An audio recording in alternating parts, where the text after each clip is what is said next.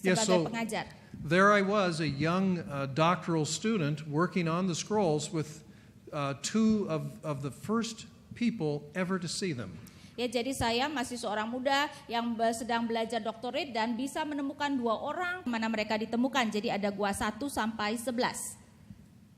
So when you see 4Q, you know that means Qumran, cave number 4. Sehingga kalau ada tulisan 4Q itu berarti kita tahu itu adalah gua Qumran yang keempat. When you see the letter C, that refers to Cairo, where the Geniza was found. Ya, kalau misalnya ada huruf C maka itu menunjuk kepada Kairo di mana Geniza itu ditemukan. D is the abbreviation for the Damascus document. Sedangkan D merupakan singkatan dari dokumen Damaskus. Therefore, CD means the Damascus document found at Cairo. Jadi CD berarti dokumen Damaskus yang ditemukan di Kairo. The numbers that follow the document do not mean chapter and verse, but column and line number. Dan kemudian angka-angka yang di berikutnya itu bukan merupakan pasal dan ayat, tetapi merupakan kolom dan baris. So let's talk about what's been found in the caves, cave by cave. So we'll start first of all with cave 1, discovered in 1947. Jadi kita akan melihat apa yang ditemukan di dalam gua-gua tersebut. Kita mulai dengan gua yang pertama ditemukan 1947.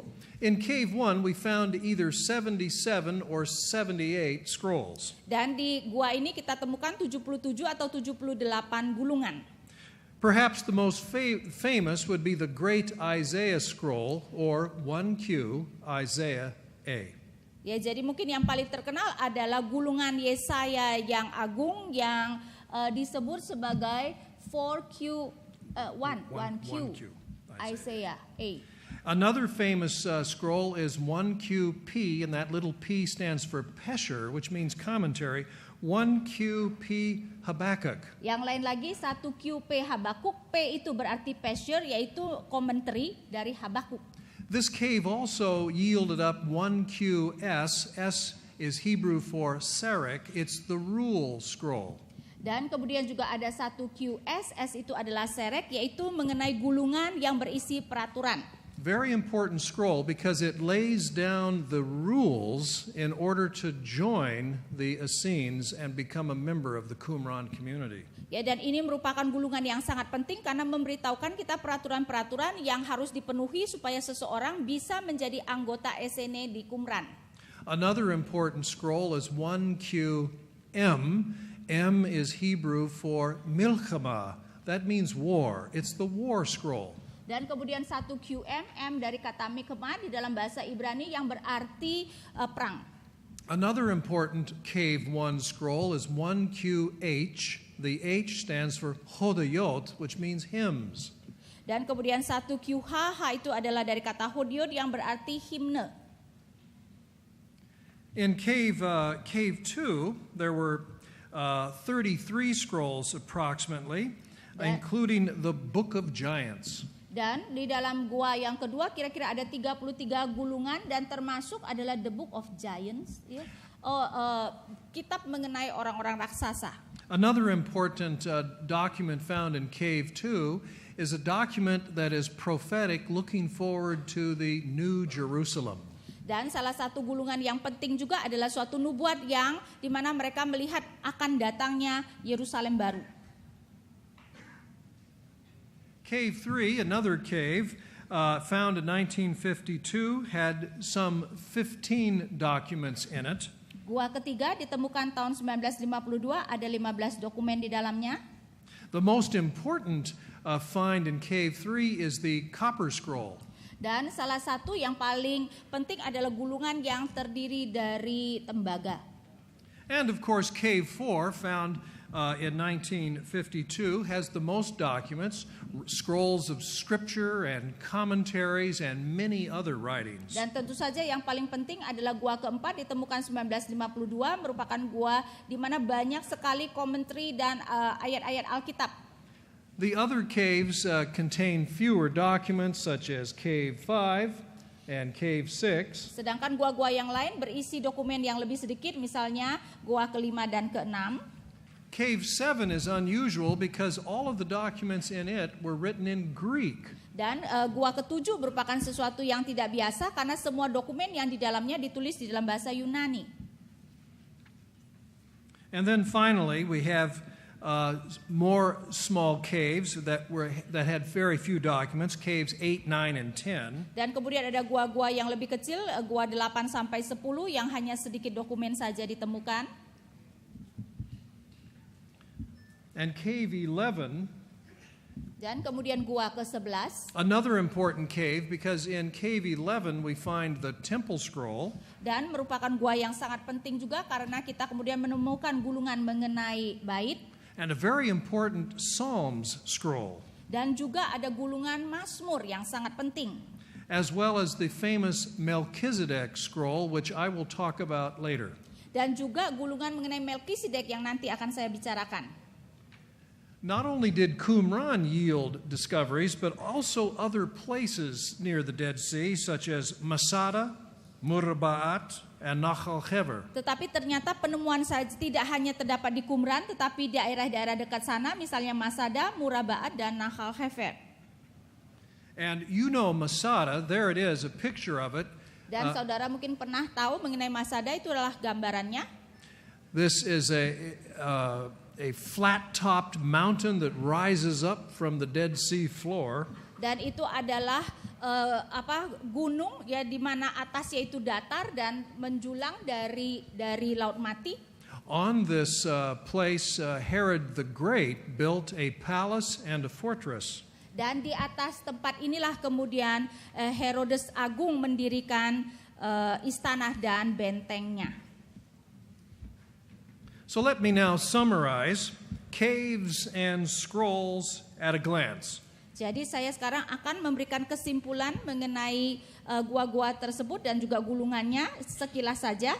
So in the column on the left are the caves 1 through 11. Jadi kolom paling kiri itu adalah nomor gua 1 sampai 11. And in the middle column we have the count for the number of Bible scrolls found in each respective cave. Dan di dalam kolom tengah adalah jumlahnya gulungan Alkitab yang ditemukan di dalam setiap gua.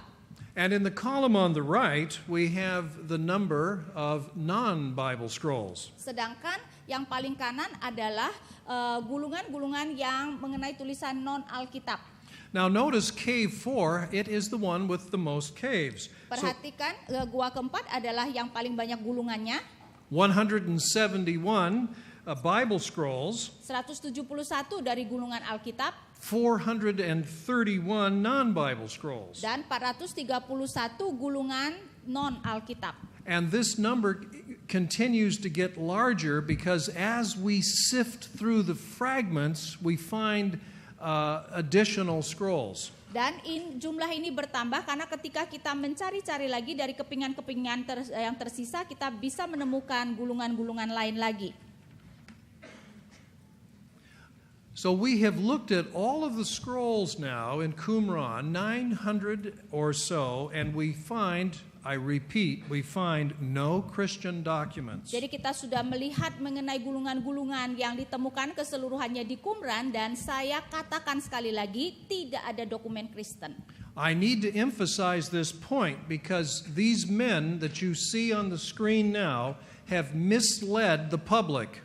Dan saya perlu menekankan ini karena nama-nama yang saudara lihat di sini telah sebenarnya memberikan kabar yang salah kepada publik. Michael Bagent, Richard Lee, and Henry Lincoln wrote a book in 1982 called Holy Grail, Holy Blood. Ya, Michael Bagent, Richard Lee, dan Henry Lincoln di dalam tahun 1982 menuliskan buku Holy Grail, Holy Blood. They claimed that the Dead Sea Scrolls contained embarrassing facts about Jesus in the early church. Dan mereka mengklaim bahwa gulungan Laut Mati menuliskan di sana ditemukan tulisan-tulisan tentang Yesus yang sebenarnya memberikan fakta-fakta yang memalukan. Dan Brown read their book and thought it was the truth, and so he wrote his book, The Da Vinci Code, based upon this misinformation. Ya, jadi Dan Brown membaca buku tersebut, mengira bahwa fakta-fakta dalam buku itu betul, dan kemudian menuliskan bukunya The Da Vinci Code berdasarkan tulisan buku Holy Grail tersebut. Unfortunately, their books have been read by millions of people around the world, and many people have been deceived. Sayangnya buku-buku mereka telah dibaca oleh jutaan orang di seluruh dunia dan banyak orang sudah tertipu. These men, Michael Bagent and Dan Brown, are not Bible scholars. They're not historians. They're not archaeologists. They do not know what they're talking about. Dan orang-orang ini, Michael Bagent maupun Dan Brown, mereka bukan sebenarnya ahli Alkitab ya, mereka juga bukan arkeolog, mereka sama sekali tidak tahu apa yang mereka katakan, mereka bahkan bukan sejarawan. So if you have friends who are confused and have questions and ask about these books, you can tell them that these men do not know what they're talking about. Jadi kalau saudara ada teman-teman yang bingung oleh tulisan mereka dan bertanya kepada saudara, saudara perlu katakan orang-orang ini sama sekali tidak tahu apa yang mereka katakan. And if your friend wants to argue with you, you tell them to talk to me. Dan kalau teman saudara mau berargumentasi dengan saudara, saudara boleh refer untuk berbicara pada saya. So what then is the value of the scrolls? Kalau begitu apa yang menjadi nilai dari gulungan-gulungan ini? Well, first of all, the scrolls provide us proof of the accuracy in the preservation of the books of the Bible, that is the Old Testament. Pertama, bahwa gulungan-gulungan ini memberikan bukti ketepatan daripada pemeliharaan kitab-kitab di dalam Alkitab. For example, the great Isaiah scroll. Misalnya, gulungan Yesaya Agung. The oldest copy of Isaiah that we had before the discovery of the scrolls dated to the year AD 1000. Sebelum penemuan gulungan ini, maka manuskrip yang paling tua yang kita miliki mengenai Yesaya tertanggal kira-kira tahun 1000 Masehi. Then we found the great Isaiah scroll that dates to 200 BC. So we were able to go back in time 12 centuries. Ya, kemudian kita menemukan gulungan Laut Mati mengenai Yesaya yang tertanggal abad kedua sebelum Masehi. Jadi kita sekarang bisa mundur kira-kira 12 abad. And what did we find in the great Isaiah scroll? Dan apa yang kita temukan di dalam gulungan Yesaya Agung tersebut? The same Hebrew text that all along we had. Teks Ibrani yang sama seperti yang kita miliki. The Hebrew text which underlies your Indonesian translation. It's the same. Ya, teks Ibrani yang menjadi dasar daripada terjemahan Alkitab bahasa Indonesia kita sama antara yang ada di abad ke-10 dan yang abad kedua sebelum Masehi. Of course, the scrolls provide us information about Judaism and they shed light on the time of Jesus. Dan tentu saja gulungan-gulungan itu memberikan kita informasi mengenai Yudaisme dan juga memberikan kita cahaya mengenai waktu atau sejaman dengan Tuhan Yesus. And as we will see later, some of the scrolls shed very specific light on some of Jesus' teaching. Dan seperti yang akan kita lihat nantinya, beberapa gulungan memberikan kita terang mengenai pengajaran-pengajaran yang sangat khusus dari Yesus dan juga perjanjian baru. And we've learned many other things. We know now how books or scrolls were made, and we know how scripture was interpreted long ago. Dan sekarang kita juga menemukan penemuan yang lain, yaitu misalnya kita tahu bagaimana gulungan-gulungan itu dibuat, kita juga tahu bagaimana sebenarnya Alkitab sudah ditafsirkan ya berabad-abad yang lalu. We have learned about how the calendars were made and how legal matters were discussed and debated. Dan kita juga bisa melihat bagaimana kalender itu dibuat, kita juga bisa melihat bagaimana perkara-perkara hukum kemudian didiskusikan. And we've learned about prophecy and apocalyptic or revelations. Dan kita juga mempelajari mengenai nubuat dan juga wahyu atau apokaliptik. And I shall be happy now to take your questions and hear your comments. Thank you. Dan sekarang waktunya saya boleh menerima pertanyaan saudara atau komentar saudara. You want to sit down? No?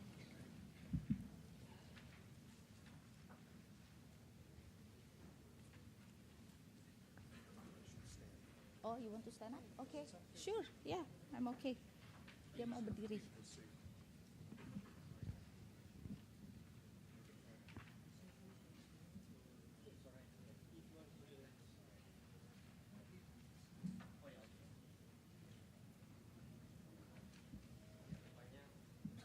Rupanya Profesor Craig Evans ini bukan seorang rabi.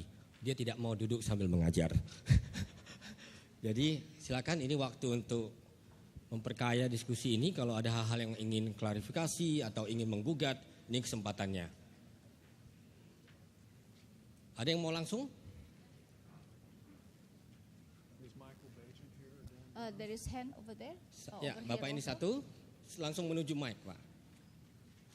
Ada lagi?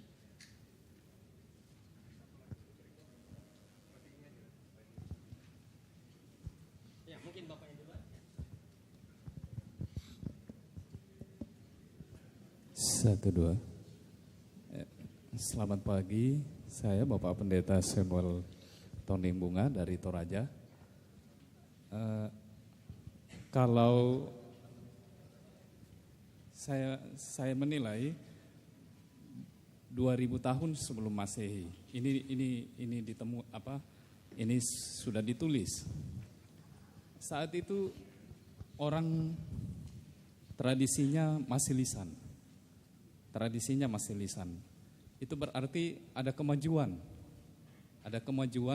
Kenapa naskah-naskah ini harus ditulis. Ya, benar kata profesor tadi bahwa penafsiran dari soal kitab-kitab itu luar biasa dan itu tetap dijaga. Saya hanya mau bertanya, apa dalam penelitian ini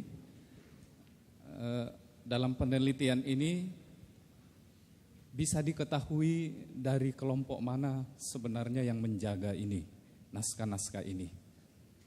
Ya, naskah-naskah ini dari kelompok-kelompok. Ya Pak. Ya, Kayaknya dia sudah tangkap sebab itu. tidak Ya. semua kan, Ya. tidak semua soal kitab-kitab yang ditemukan, yang ada dalam Alkitab yang ditemukan. Jadi saya hanya mau menginginkan saya hanya mau mengetahui lebih jauh, ini ditulis orang Yahudi sendiri atau bukan orang Yahudi. Ya, terima kasih Pak. Ya.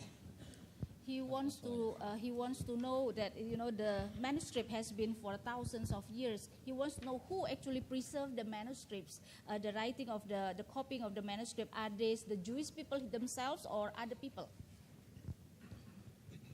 Prior to the time of the Christian movement, of course, these are Jewish scribes, and copying and recopying the books of the Hebrew Bible, one book at a time, Genesis, Exodus, and so on. Ya, jadi sebelum zaman Kristen tentu saja ahli-ahli Taurat yang mengopi ulang daripada semua manuskrip, kitab per kitab, Kejadian, Keluaran dan sebagainya adalah orang-orang Yahudi.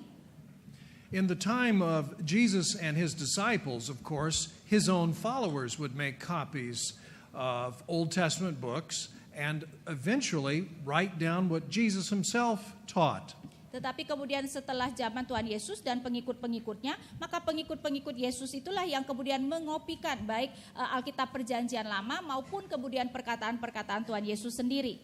So there were scribes in the Christian church who would copy down the words of Jesus and eventually would copy the Gospels and the letters that the apostles wrote. Jadi ada sebenarnya ahli-ahli tulis yang kemudian mengkopi perkataan-perkataan Tuhan Yesus, bahkan termasuk manuskrip-manuskrip Perjanjian Lama dan juga termasuk surat-surat Paulus. However, during this time, the Jewish scribes continued to make their own copies of the Hebrew Bible. Tetapi juga orang-orang Yahudi masih terus mengopi Alkitab Ibrani mereka.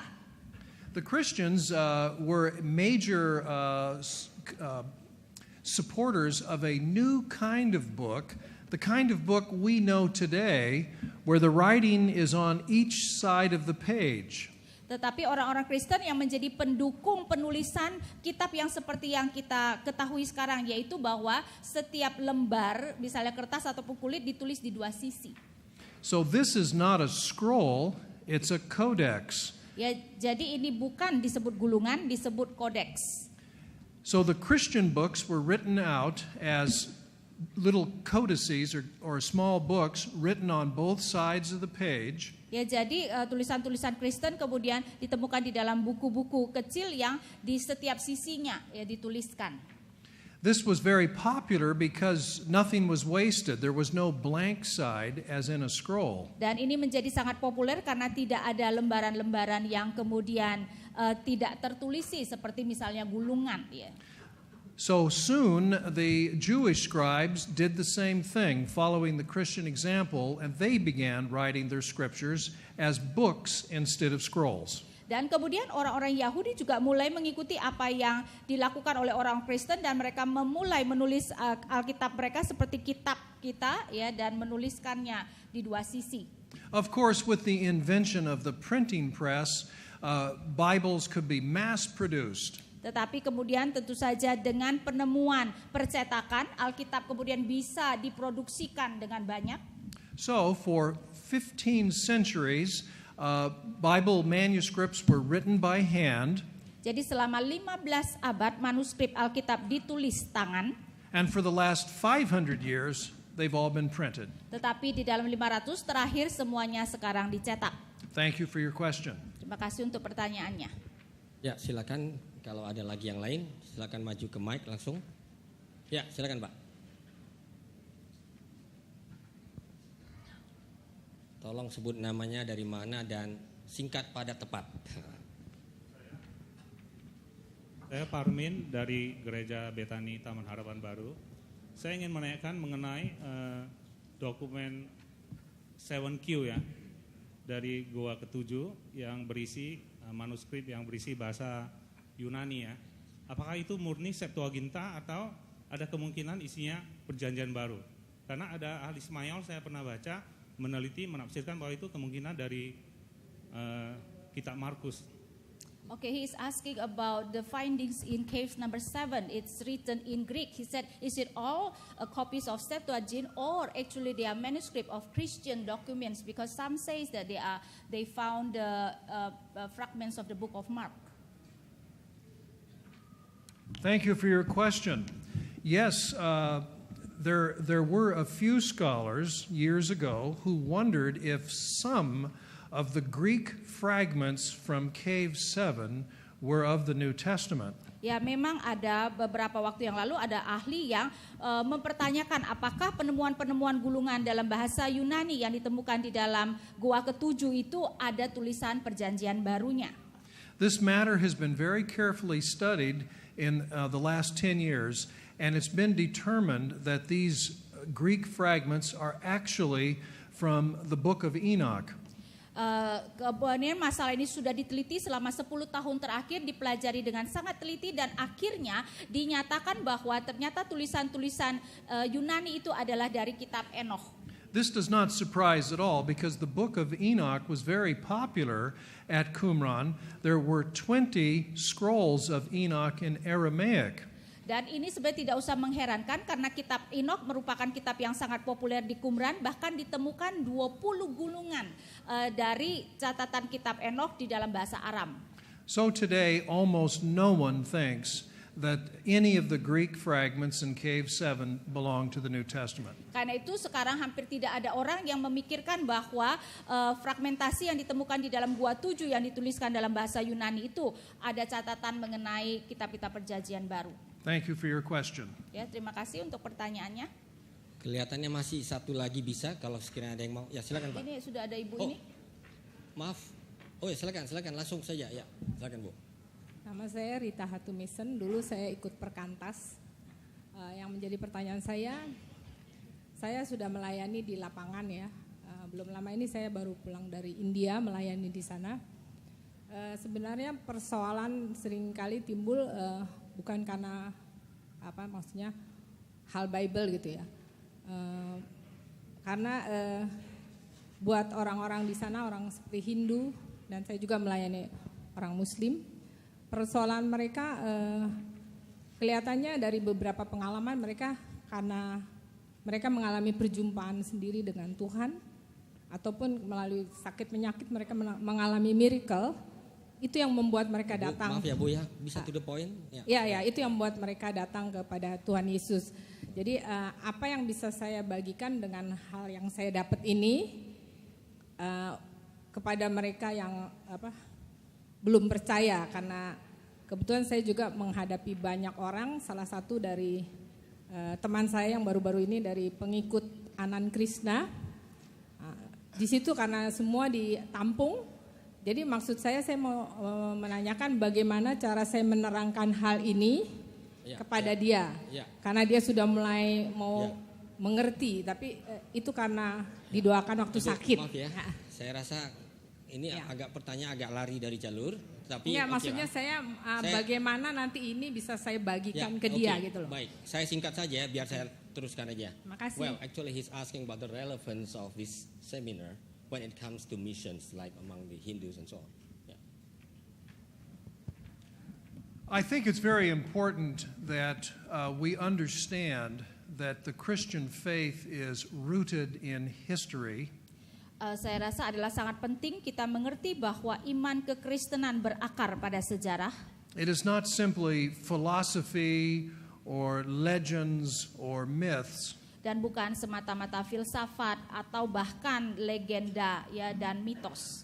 It's about real people and real events that happened long ago. Tetapi merupakan orang-orang yang hidup di dalam sejarah dan kejadian-kejadian yang sungguh terjadi di dalam sejarah di masa yang silam.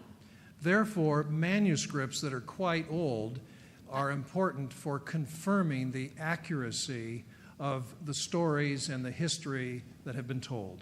Ya, karena itu manuskrip yang cukup tua ini merupakan barang-barang bukti yang sangat penting untuk menegaskan bahwa apa yang kita dapatkan, kisah-kisah yang kita dapatkan itu betul. Thank you very much. Terima kasih. Apakah masih ada waktu, Pak? Mungkin ada 1-2 menit lagi, saya akan bacakan beberapa pertanyaan atau satu saja mungkin ya. Ini kelihatannya bersambung ini. Dead Sea Scroll hubungannya dengan Deuterokanonika, seperti Yesus, Ben Sirah, ya, Injil-Injil apokrif lainnya. Apa hubungannya? Lalu kedua yang saya kira masih menyangkut itu, dalam kanon Alkitab kita ada 66 kitab. Sudah cukup? Mengapa kita perlu lagi meneliti kitab naskah yang baru ditemukan? Seakan Alkitab sudah cukup. It says that Dead Sea Scroll starts from Apocrypha. And then that we already have our 66 Bibles, so it's already enough. Why do we need to do some research about the manuscript that we find? Well, the Dead Sea Scrolls predate the time of Christianity. Gulungan Laut Mati tertanggalnya itu sebelum kekristenan. Therefore, only the 39 books of the Old Testament, well, actually 38, are found among the scrolls. Karena itu hanya 39 kitab, dalam hal ini 38 kitab dari Perjanjian Lama yang ditemukan di dalam gulungan Laut Mati. The one missing Old Testament book is the book of Esther. Dan satu kitab yang tidak ada di dalam gulungan Laut Mati adalah kitab Esther. Besides the Old Testament books, there are many books of the Apocrypha. Selain tulisan-tulisan Perjanjian Lama, ada buku-buku yang lain, Apokrifa. And many other books as well. Dan juga banyak buku-buku yang lain. They are important to study because they show us how the Jewish people in the time of Jesus thought, their understanding of theology, their interpretation of the Bible. Ya, dan ini merupakan sebenarnya tulisan-tulisan yang penting karena memberikan kita pengertian bagaimana orang-orang di zaman Tuhan Yesus berpikir, teologi apa yang mereka pikirkan dan bagaimana mereka menafsirkan Alkitab. When we understand these things, we understand better what Jesus taught. Dan kalau kita bisa mengerti pemikiran mereka, kita bisa lebih baik mengerti apa yang Tuhan Yesus ajarkan. We understand better the teaching of his apostles and their letters. Dan kita kemudian juga bisa lebih mengerti apa yang diajarkan oleh para rasul di dalam surat-surat. I have many students who wished that hard study was unnecessary. Saya banyak mempunyai mahasiswa yang begitu menginginkan sebenarnya tidak usah kita itu sekolah susah-susah ya. So whether we like it or not, hard study is very important. Ya, tetapi jadi apakah kita suka atau tidak, pembelajaran dengan jerih payah yang sulit itu sangat penting. In heaven you won't have to study anymore. Di surga nanti saudara tidak usah lagi belajar. Kira dengan demikian inilah waktunya untuk istirahat supaya kita mengalami suasana surgawi.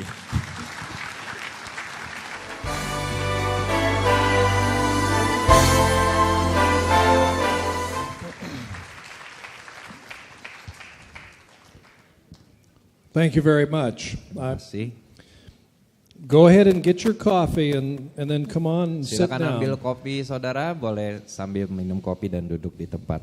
As we all know, Jesus turned the water into wine. Seperti Yesus sudah mengubah air menjadi anggur. He did that at night.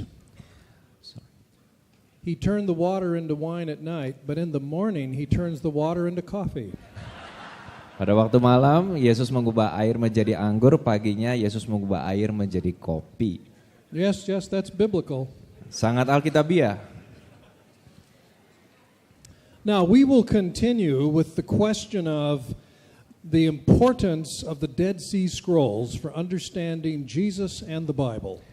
Kita akan melanjutkan mengapa gulungan kitab laut mati begitu penting untuk mengerti Yesus di dalam Alkitab.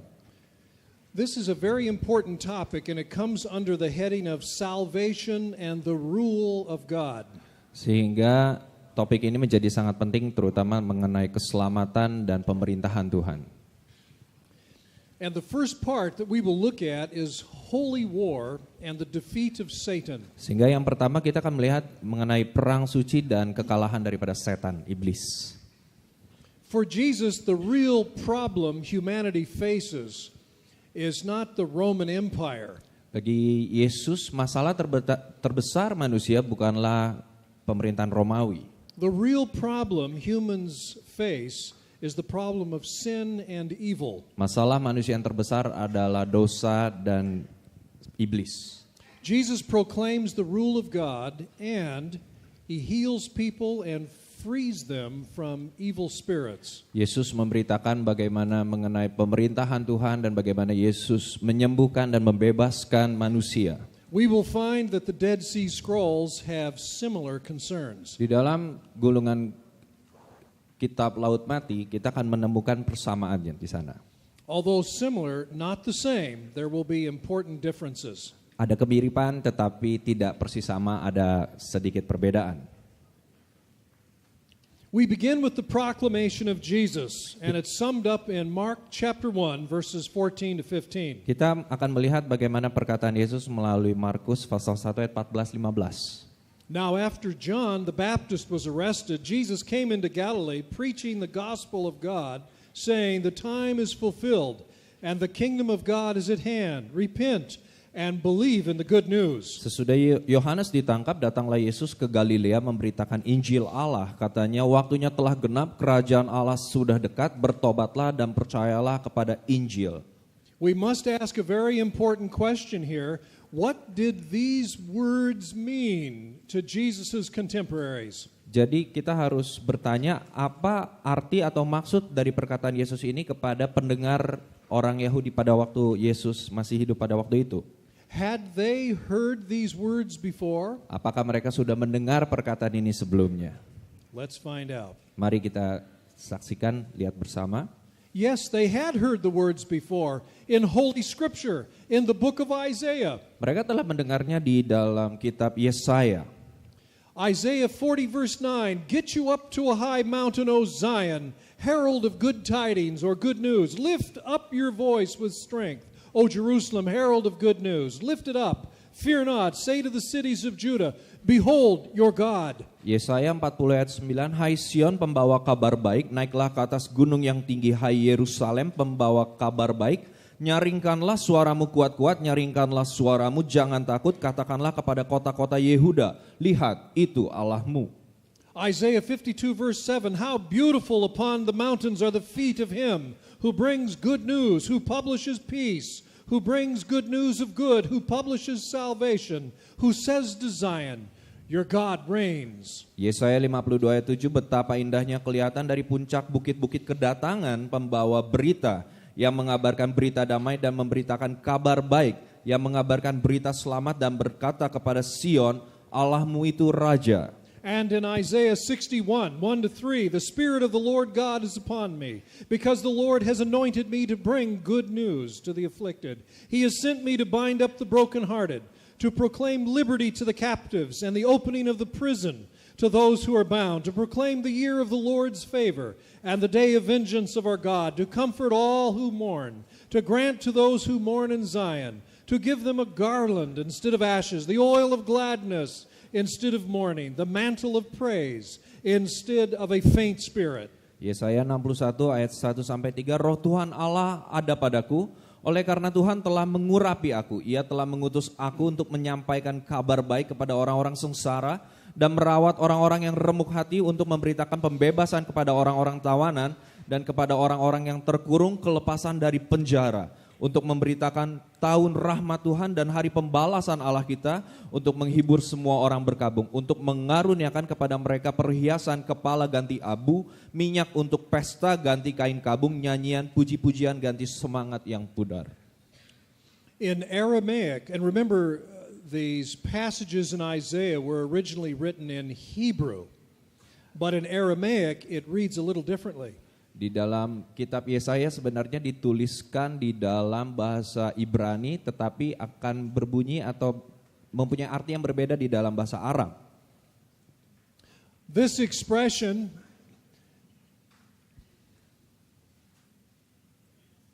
behold your God, and down here your God reigns, in Aramaic is translated behold the kingdom of God is revealed. Jadi di dalam frase lihat Tuhan Allahmu itu di dalam bahasa Aram itu diterjemahkan menjadi lihat kerajaan Allah sudah disingkapkan atau sudah datang. This is very close to what Jesus says here, the kingdom of God is at hand. Therefore we believe that Jesus is alluding to the promise of the good news in Isaiah. Jadi kita bisa melihat kesamaannya daripada perkataan Yesus bahwa kerajaan Allah sudah datang atau kerajaan Allah sudah dekat, sehingga kita bisa memastikan bahwa Yesus memakai Yesaya di dalam perkataannya. So we go back to these questions. Had the Jewish people heard of the rule of God or the kingdom of God before? Yes. Jadi kita kembali lagi kepada pertanyaan semula, apakah orang-orang Yahudi pada waktu zaman Yesus sudah mendengar perkataan ini? Ya, mereka sudah mendengar. But did they understand the kingdom of God the same way Jesus understood it? I think the answer is no. Tetapi apakah mereka mengerti tentang kerajaan Allah sama seperti apa yang Yesus katakan? Jawabannya tidak. So we're reminded of the great Isaiah scroll once again, and so we will be looking at it to understand how Qumran understood the kingdom of God. Jadi kita akan melihat dari gulungan kitab Yesaya yang agung ini dari Qumran, dan kita akan mencoba mengerti akan arti daripada kerajaan Allah ini.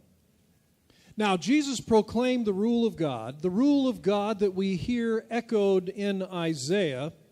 Yesus memberitakan mengenai pemerintahan Allah, dan Yesus sudah menyinggungnya mengenai pemerintahan Allah. But Jesus also cast out demons. Is there a connection between his proclamation of the kingdom of God and casting out evil spirits? Yesus pun mengusir setan. Jadi kita akan mencari apakah ada hubungan antara memproklamirkan tentang datangnya kerajaan Allah dengan pengusiran setan atau iblis. So is there a connection? Yes, I believe there is. Apakah ada hubungannya? Saya percaya ada. Mark 3:14-15, Jesus appointed 12 disciples to be with him and to be sent out to preach, and he gave them authority to cast out demons. Dari Markus 3:14-15, Yesus menetapkan 12 orang menjadi murid untuk menyertai dia, dan diutusnya memberitakan Injil dan diberinya kuasa untuk mengusir setan. In Matthew 10:7 we read, Jesus tells his disciples, preach as you go, saying, the kingdom of heaven is at hand. Heal the sick, raise the dead, cleanse lepers, cast out demons. Matius 10:7-8, pergilah dan beritakanlah kerajaan sorga sudah dekat. Sembuhkanlah orang sakit, bangkitkanlah orang mati, tahirkanlah orang kusta, usirlah setan-setan. From these passages, I conclude that Jesus not only proclaimed the kingdom, but demonstrated the power of the kingdom by healing people and casting out evil spirits. Jadi kita bisa melihat Yesus tidak hanya memberitakan mengenai datangnya atau memproklamirkan datangnya kerajaan Allah, tetapi Yesus menyatakan kedatangan kerajaan Allah dengan menyembuhkan orang sakit dan juga mengusir setan. So is there a connection between the good news, the gospel of the kingdom of God, the rule of God, and exorcism? Yes. Jadi apakah ada hubungan antara Injil, kabar baik mengenai kerajaan Allah dengan pengusiran setan? Betul, ada. Here are two more very important passages. Kita akan melihat lagi dua bagian Alkitab. Luke 11:20. If it is by the finger of God that I cast out demons, then the kingdom of God has come upon you. Lukas 11 ayat 20, jika aku mengusir setan dengan jari Tuhan, maka sesungguhnya kerajaan Allah sudah datang kepadamu. Mark 3:23-27, how can Satan cast out Satan, Jesus asks. If a kingdom is divided against itself, that kingdom cannot stand. And if a house is divided against itself, that house will not be able to stand. And if Satan has risen up against himself and is divided, he cannot stand, but is coming to an end. No one can enter a strong man's house and plunder his goods unless he first binds the strong man. Then indeed he may plunder his house. Markus 3:23-27, Yesus memanggil mereka lalu berkata kepada mereka dalam perumpamaan, bagaimana iblis dapat mengusir iblis? Kalau suatu kerajaan terpecah-pecah, kerajaan itu tidak dapat bertahan. Dan jika suatu rumah tangga terpecah-pecah, rumah tangga itu tidak dapat bertahan. Demikianlah juga kalau iblis berontak melawan dirinya sendiri dan kalau ia terbagi-bagi, ia tidak dapat bertahan melainkan sudahlah tiba kesudahannya. Tetapi tidak seorang pun dapat memasuki rumah seorang yang kuat untuk merampas harta bendanya apabila tidak diikatnya dahulu orang kuat itu. Sesudah itu barulah dapat ia merampok rumah itu.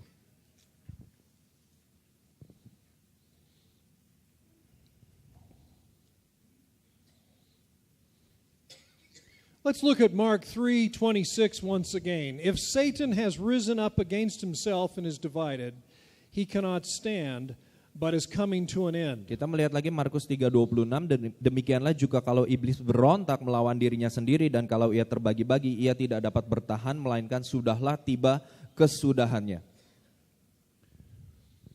He is coming to an end. That phrase in the Greek is literally he has an end.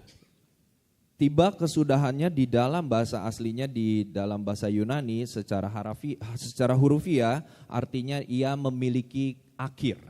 I make this point because we have an exact parallel in a writing called the Testament of Moses. Saya membawa hal ini karena kita mempunyai satu paralel yang sejajar dari Testament of Moses.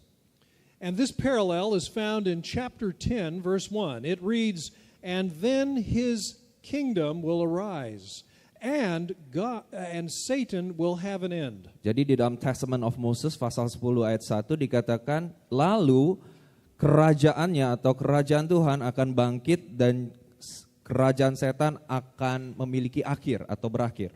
Now this Testament of Moses, of course, is apocryphal. Moses did not write it. The book was written sometime at the beginning of the first century. Jadi Testament of Moses ini tentu saja tidak ditulis oleh Musa, bagian dari apokrifa dan ditulis pada kira-kira abad pertama sesudah Masehi. What is important about it is that it expresses beliefs about the kingdom of God, beliefs that Jesus knew about and his contemporaries understood. Tetapi yang penting adalah kitab ini menuliskan apa yang dipercaya oleh orang-orang pada zaman Yesus, termasuk Yesus sendiri, yang Yesus tahu mengenai apa itu kerajaan Allah. The expectation was when the kingdom of God or rule of God comes, then the kingdom of Satan begins to retreat and fall back. Jadi pengertian atau pengharapan atau ekspektasi mereka yaitu pada waktu kerajaan Allah datang, pada waktu kerajaan Allah bangkit, kerajaan iblis atau setan itu mundur dan semakin mundur. This is why Jesus not only proclaims the rule of God, but demonstrates the reality of this rule through healing and exorcism. Jadi yang terjadi adalah Yesus tidak hanya memberitakan tentang kerajaan Allah, tetapi mendemonstrasikan datangnya kerajaan Allah dengan menyembuhkan orang sakit dan mengusir setan. Jesus' words are not simply words, but are powerful deeds. Jadi Yesus tidak hanya berkata tetapi memiliki kuasa. So we ask ourselves, were these ideas in the Dead Sea Scrolls as well? Sehingga kita bertanya mengenai gulungan kitab mati ini, apakah mempunyai pikiran yang sama? We find that in the scrolls there was the expectation when God comes in his power, then evil will retreat. Di dalam gulungan ini ternyata didapatkan bahwa betul sekali bahwa pengharapan pada waktu kerajaan Allah itu datang, kemudian kerajaan iblis itu akan mundur. Here are some very important passages from some of the scrolls. The first few are from 1QM, and you know what that means, Qumran Cave 1 Milkama, the war scroll. Jadi kita bisa melihat di dalam 1QM, yaitu dari Qumran Milkama, yaitu gulungan perang. Now what's the war all about? Who is fighting against whom? Jadi ini perang apa? Siapa berperang melawan siapa? Some people think all that's being talked about are righteous Jews fighting the evil Romans. Mereka tadinya berpikir ini mengenai orang Yahudi yang benar berperang melawan orang Romawi, kerajaan Romawi. That is only part of it. There is also a spiritual dimension. God's Spirit and his people are fighting against Satan and his evil spirits. Jadi tetapi itu hanya sebagian saja karena ada dimensi spiritualnya di sana, yaitu bagaimana roh Allah berperang melawan roh kejahatan atau roh iblis. Now look at the first example. You'll see my little note. Well, in the first example, you see where I say Belial equals Satan. Jadi kita bisa melihat di dalam poin yang pertama, yaitu Belial itu sama dengan setan. Belial is another name for Satan. It's a name that is found frequently in the scrolls. Belial itu yaitu nama dari setan dan kita banyak temukan sekali di dalam gulungan kitab. Now let's look at the examples. Kita akan melihat contohnya. Milkama, column 1, line 5. Milkama, kolom 1, baris 5.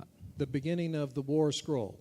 Then there shall be a time of salvation for the people of God, a time of time of dominion for all the men of his forces, an eternal annihilation for all the forces of Belial.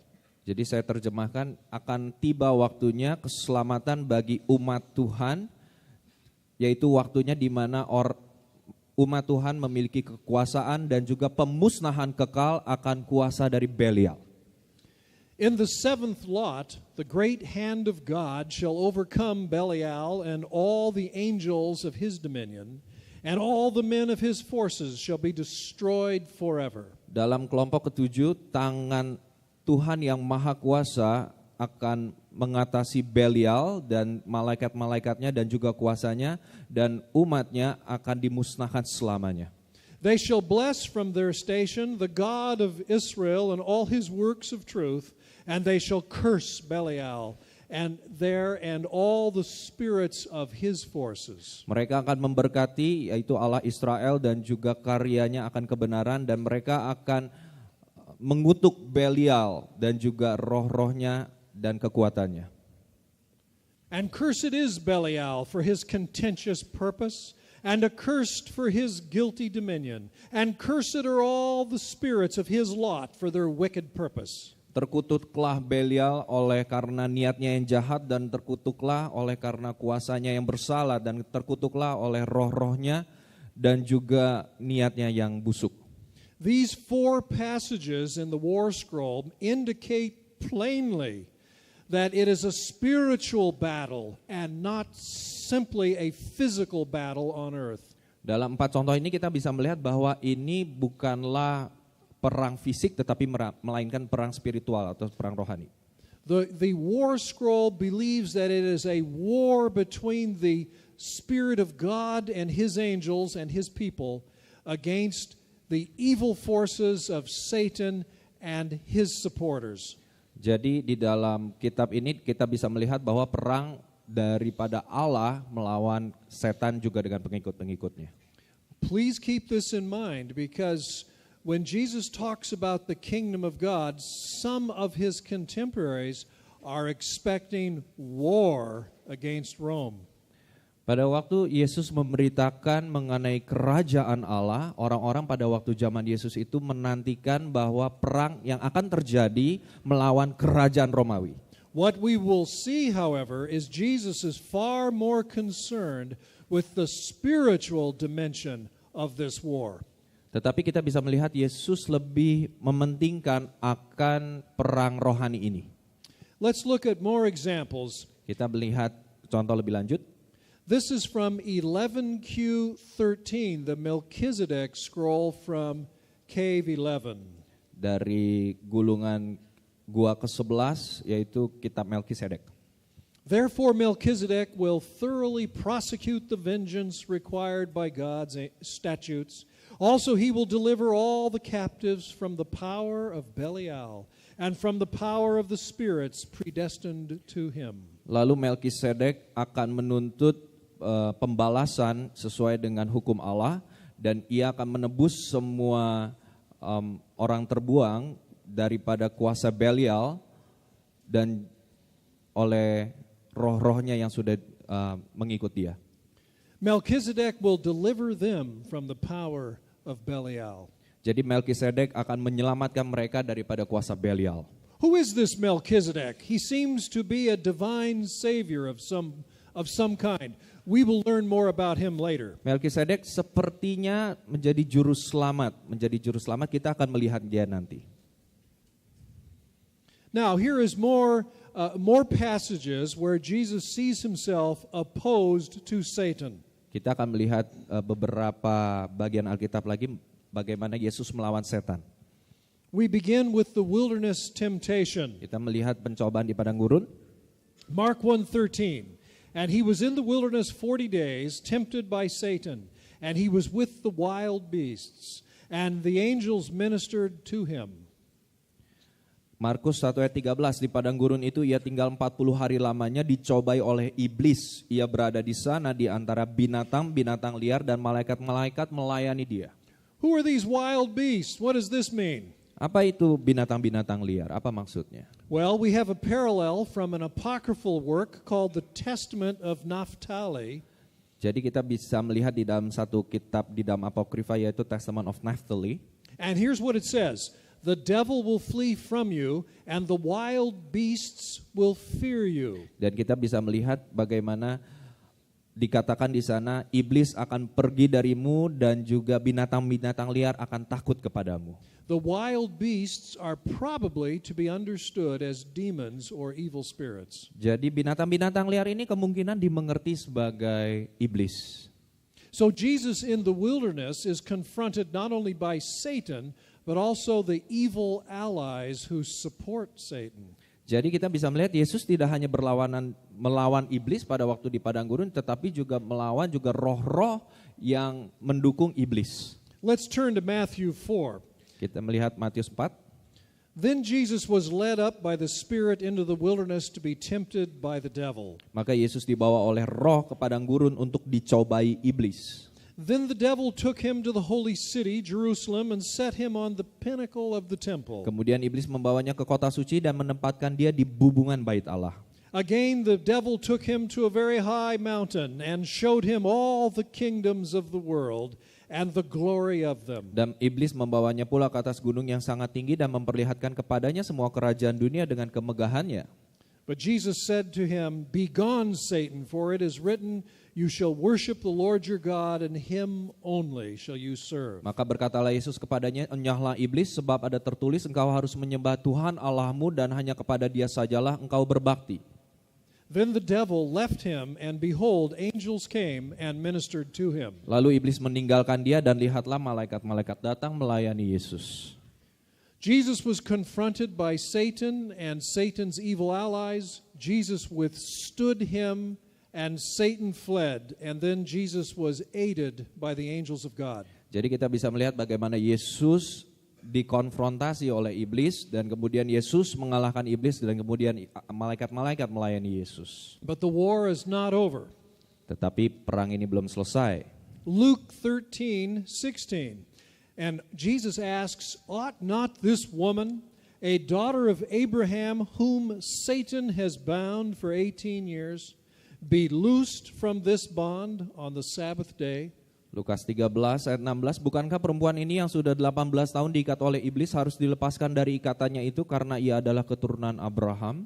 We all know what happened. Judas Iscariot betrayed Jesus to his enemies. Kita tahu Yudas Iskariot mengkhianati Yesus. Luke 22:31, Jesus tells Simon Peter, his disciple, Simon, Simon, behold, Satan has demanded to have you, that he might sift you like wheat. Lukas 22 ayat 31, Simon, Simon, lihat, iblis telah menuntut untuk menampi kamu seperti gandum. In John 6:7, Jesus answered them, did I not choose you, the 12, and yet one of you is a devil. Yohanes 6:70, jawab Yesus kepada mereka, bukankah aku sendiri yang telah memilih kamu yang 12 ini, namun seorang di antaramu adalah iblis. And during the supper, the Last Supper, when the devil had already put it into the heart of Judas Iscariot, Simon's son, to betray him. Yohanes 13 ayat 2, pada waktu mereka sedang makan perjamuan yang terakhir, iblis telah membisikkan rencana dalam hati Yudas Iskariot, anak Simon, untuk mengkhianati dia. Then after the morsel of food, Satan entered into Judas. Jesus said to him, what you are going to do quickly. Sesudah Yudas menerima roti itu, ia kerasukan iblis. Yesus berkata kepadanya, apa yang hendak kau perbuat, perbuatlah dengan segera. And finally, the comment made by Peter in Acts 10, how God anointed Jesus of Nazareth with the Holy Spirit and with power, how he went about doing good and healing all that were oppressed by the devil, for God was with him. Di dalam Kisah Para Rasul 10 ayat 38, Petrus bersaksi yaitu tentang Yesus dari Nazaret, bagaimana Allah mengurapi dia dengan Roh Kudus dan kuat kuasa, dia yang berjalan berkeliling sambil berbuat baik dan menyembuhkan semua orang yang dikuasai iblis sebab Allah menyertai dia. What these passages show is that there is warfare going on during Jesus' ministry.